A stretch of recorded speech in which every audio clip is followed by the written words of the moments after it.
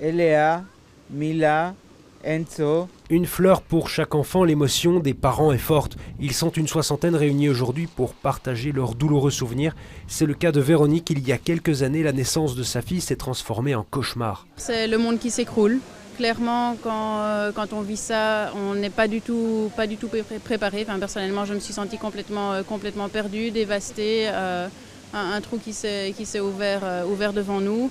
Et énormément d'incompréhension, de questions, de tristesse, de colère. Et puis, le sentiment d'abandon. Même si une famille sur 50 est concernée par le deuil périnatal, les maternités restent très mal préparées. Je les ai trouvés attentionnés, attentifs, mais terriblement démunis.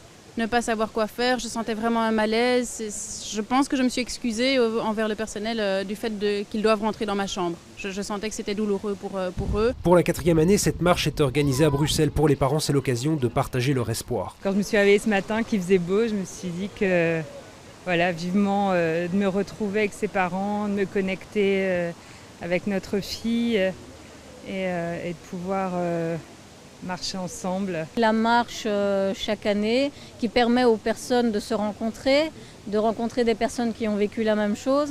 Et je pense qu'ensemble, en sachant qu'on n'est pas seul, on peut faire déjà un travail de deuil. Ce dimanche, des marches étaient aussi organisées dans les 4 coins de la France et une journée mondiale est fixée tous les 15 octobre pour sensibiliser à cette problématique.